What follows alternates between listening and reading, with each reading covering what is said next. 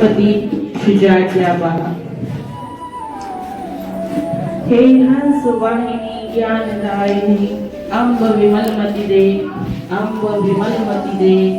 जग सिरमौर बनाए भारत वह बल विक्रम दे, अम्ब विमलमति दे। साहसशील हृदय में भर दे, जीवन त्याग तपो में सत्य स्नेह का वर दे। स्वाभिमान भर दे, अम्ब विमलमति दे, अम्ब विमलमति दे। कमल सिंह जी और साथ में उनके सहयोगी पदाधिकारीगण, हमारे विद्यालय की प्रधानाचार्य महोदय, समस्त सम्मानित शिक्षिका बहनें और प्यारे बच्चों, आज के इस कार्यक्रम में आपका बहुत बहुत स्वागत है, वंदन है, अभिनंदन है।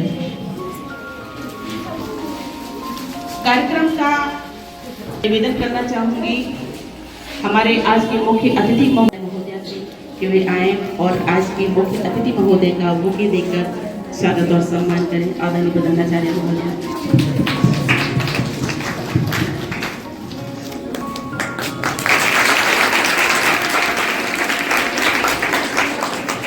और इसी के साथ मैं निवेदन करूंगी हमारी प्रधानाचार्य मैम से कि वे श्रीमान अतिथि महोदय का करूंगी प्रधानाचार्य महोदय से जिला प्रवेशन अधिकारी महोदय को पुष्प देकर उनका स्वागत और सम्मान करें।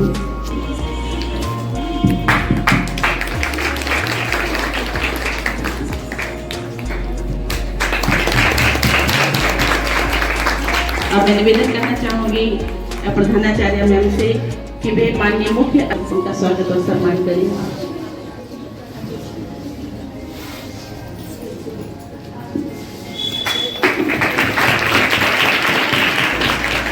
यदि किसी विधिक सलाह की आपको आवश्यकता है,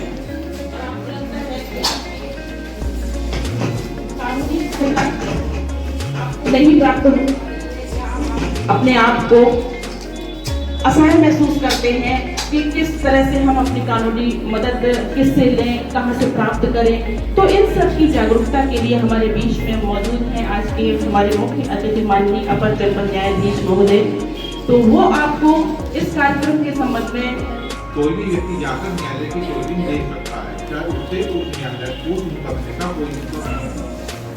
लेकिन पॉक्सो एक्ट के मामले में इन कैमरा रिकॉर्डिंग होती है, यानी जब मुकदमा चल रहा होता है तो पीड़िता का पक्ष और अभियुक्त पक्ष इन दोनों के अलावा केवल न्यायालय के जिन लोगों ने जिला विधिक सेवा प्राधिकरण को मिशन शक्ति के तहत इस शिविर को लगाने के लिए चुना है, उन्होंने बहुत सोच समझकर एक बहुत अच्छा फैसला लिया है।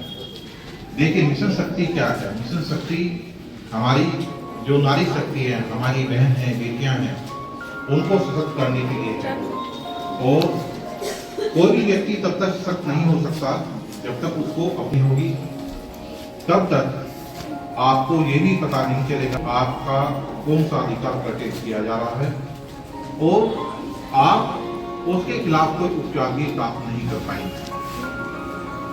राज्य स्तर पर राज्य विधिक सेवा प्राधिकरण और जिला स्तर पर जिला विधिक सेवा प्राधिकरण की स्थापना की। इन प्राधिकरणों का जो मूल कार्य था वो था निःशुल्क विधिक सहायता देना। जो प्राधिकरण का अधिनियम है उसकी धारा 12 में महिलाओं और बच्चों को, बच्चे जो 18 वर्ष तक उम्र के बच्चे हैं, उनका पास करा सकता है। ये सब चीज जाननी बहुत जरूरी है, क्योंकि पॉक्सो एक्ट एक ऐसा एक्ट है जिसके सेक्शन 21 में एक विशेष प्रावधान किया गया है कि यदि किसी व्यक्ति को पॉक्सो के अपराध होने की जानकारी मिलती है तो उसकी ये ड्यूटी है कि उसके संबंध में रिपोर्ट दर्ज कराए। Section 21 POCSO act. तो इस जो एक्ट आपको बताया, एक योजना है उत्तर प्रदेश पीड़ित क्षतिपूर्ति योजना 2014। इसका नाम आप सभी लोग नोट कर लीजिए, उत्तर प्रदेश पीड़ित क्षतिपूर्ति योजना 2014। इस योजना में विभिन्न अपराधों के लिए विभिन्न प्रकार की क्षतिपूर्ति की व्यवस्था की गई है। जैसे स्वावलंबी बनना है, जैसे कि दहेज की बात कही गई थी। यदि आप जो आपके गार्जियन दहेज के रूप में आपके ऊपर जो खर्च करना चाहते हैं, उनसे रिक्वेस्ट करके कि वो दहेज के ऊपर न सोचें, पहले आपकी पढ़ाई लिखाई के बारे में सोचें। उस पैसे नारी शक्ति की बात फिर कहीं रह ही नहीं जाएगी, आप ऑटोमेटिक आगे बढ़ जाएंगे, आप सशक्त हो जाएंगे, आपको दहेज की बिल्कुल भी आवश्यकता नहीं रहेगी। और दहेज की आवश्यकता नहीं रहेगी और दहेज एक्ट जैसे आप जो है चीजों से बहुत दूर रहेंगे। तो इतना सारी जानकारियां आप लोगों को उपलब्ध कराई जाती हैं कि यदि आप कहीं पर कोई आपको परेशानी आती है तो आप कैसे बाहर निकल पाएंगे, कैसे हमारे लोगों से जो है आप मदद ले पाएंगे। तो इसके लिए आप पूर्णतया जागरूक रहें। जो चीजें बताई गई हैं, आपसे आशा करती हूँ कि आप जो है उनको याद रखेंगे, आगे बढ़ाएंगे, लोगों को आगे और जागरूक करेंगे। तो आज के इस कार्यक्रम में जिला अपर जज साहब का जो है बहुत बहुत आभार कि उन्होंने हमारे विद्यालय में ये कार्यक्रम रखा।